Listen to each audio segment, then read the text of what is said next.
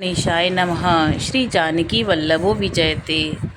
श्रीमद् वाल्मीकि रामायण का 73वां सर्ग। श्री राम और चारों भाइयों का विवाह। राजा दशरथ ने जिस दिन अपने पुत्रों के विवाह के निमित्त उत्तम गोदान किया, उसी दिन भरत के सगे मामा केकया राजकुमार वीर युधाजित वहां आ पहुँचे। उन्होंने महाराज का दर्शन करके कुशल मंगल पूछा और इस प्रकार कहा, रघुनंदन, केकई देश के महाराज ने बड़े स्नेह के साथ आपका कुशल समाचार पूछा है और आप भी हमारे यहाँ के जिन जिन लोगों की कुशलता वार्ता जानना चाहते होंगे, वे सब इस समय स्वस्थ और सानंद हैं। राजेंद्र, केकय नरेश मेरे भांजे भरत को देखना चाहते हैं, अतः इन्हें लेने के लिए ही मैं अयोध्या आया था। परंतु पृथ्वीनाथ, अयोध्या में ये सुनकर कि आपके सभी पुत्र विवाह के लिए आपके साथ मिथिला पधारे हैं, मैं तुरंत यहाँ चला आया, क्योंकि मेरे मन में अपनी बहन के बेटे को देखने की बड़ी लालसा थी। महाराज दशरथ ने अपने प्रिय अतिथि को उपस्थित देख बड़े सत्कार के साथ उनकी आवभगत की, क्योंकि वे सम्मान पाने के ही योग्य थे। उसके बाद अपने महामनस्वी पुत्रों के साथ वह रात व्यतीत करके वे तत्वज्ञ नरेश प्रातःकाल उठे और नित्य कर्म करके ऋषियों को आगे किए जनक जी की यज्ञशाला में जा पहुँचे। तत्पश्चात विवाह की योग्य विजय नामक मुहूर्त आने पर दूल्हे के अनुरूप समस्त वेशभूषा से अलंकृत हुए भाइयों के साथ श्री रामचंद्र जी भी वहां आए। वे विवाह कालोचित मंगलाचार पूर्ण कर चुके थे और वशिष्ठ मुनि एवं अन्य महर्षियों को भी आगे करके इस मंडप में पधारे थे। उस समय भगवान वशिष्ठ ने विदेह राज जनक के पास जाकर इस प्रकार कहा, राजन, नरेशों में श्रेष्ठ महाराज दशरथ अपने पुत्रों को वैवाहिक सूत्र बंधन रूप मंगलाचार संपन्न करके उन सब के साथ पधारे हैं और भीतर आने के लिए दाता के आदेश की प्रतीक्षा कर रहे हैं, क्योंकि दाता और प्रतिग्रहिता का संयोग होने पर ही समस्त दान धर्मों का संपादन संभव है। अतः आप विवाह कालपयोगी शुभ कर्मों का अनुष्ठान करके उन्हें बुलाइए और कन्यादान रूप स्वधर्म का पालन कीजिए। महात्मा वशिष्ठ के ऐसा कहने पर परम उदार परम धर्मज्ञ महातेजस्वी राजा जनक ने इस प्रकार उत्तर दिया, मुनि श्रेष्ठ, महाराज के लिए मेरे यहाँ कौन सा पहरेदार खड़ा है? वे किस के आदेश की प्रतीक्षा करते हैं? अपने घर में आने के लिए कैसा सोच विचार है? यह जैसा मेरा राज्य है वैसा ही आपका भी है। मेरी कन्याओं का विवाह सूत्र बंधन रूप मंगल कृत्य संपन्न हो चुका है, अतः वे यज्ञ वेदी के पास आकर बैठी हैं और अग्नि प्रज्वलित शिखाओं के समान प्रकाशित हो रही हैं। इस प्रकार तो मैं आपकी ही प्रतीक्षा में वेदी पर बैठा हूँ। अपने विघ्नता पूर्वक सब कार्य पूर्ण कीजिए, विलंब किस लिए करते हैं?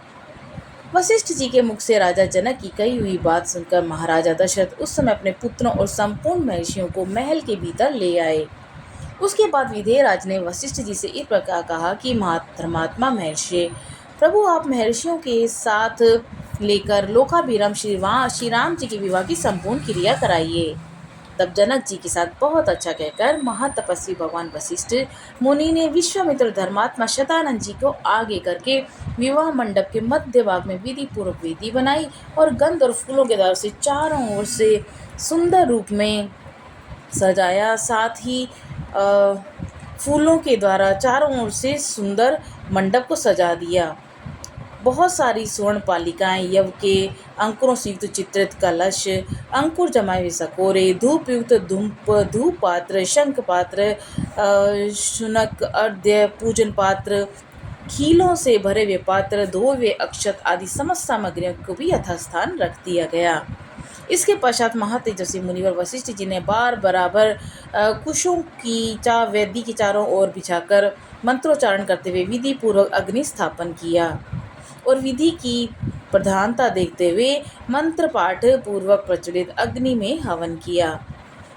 तदंतर राजा जनक ने सब प्रकार के आभूषणों से विभूषित सीता को ले आकर अग्नि के समक्ष श्री रामचंद्र जी के सामने बैठा दिया और माता कौशल्या का सानंद बढ़ाने वाले उन श्री राम से कहा, रघुनंदन, तुम्हारा कल्याण हो। यह मेरी पुत्री सीता तुम्हारी सहधर्मिणी के रूप में उपस्थित है। इसे स्वीकार करो और इसका हाथ अपने हाथ में लो।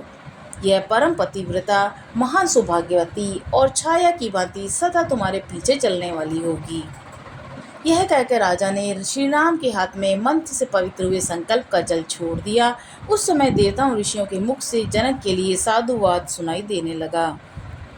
देवताओं के नगाड़े बजने लगे, आकाश से फूलों की बड़ी भारी वर्षा हुई और इस प्रकार मंत्र और संकल्प के जल के साथ अपनी पुत्री सीता का दान करके हर्षमग्न हुए राजा जनक ने लक्ष्मण से कहा कि लक्ष्मण, तुम्हारा कल्याण हो। आओ, मैं उर्मिला को तुम्हारी सेवा में दे रहा हूँ, इसे स्वीकार करो। इसका हाथ अपने हाथ में लो, इसे विलंब नहीं होना चाहिए। लक्ष्मण ने ऐसा कहकर जनक से भरत से कहा, रघुनंदन मांडवी का हाथ अपने हाथ में ले लो। फिर धर्मात्मा मिथिला नरेश ने शत्रुघ्न को संबोधित करते हुए कहा कि महाभाव, तुम अपने हाथ से श्रुत कीर्ति का पानी ग्रहण करो और तुम चारों भाई शांत स्वभाव हो। तुम सब ने उत्तम व्रत का भली भांति आचरण किया है। ककुत्स कुल के भूषण रूप तुम चारों भाई पत्नी से संयुक्त हो जाओ। इस कार्य में विलंब नहीं होना चाहिए। राजा जनक का ये वचन सुनकर उन चारों राजकुमारों ने चारों राजकुमारियों के हाथ अपने हाथ में लिए।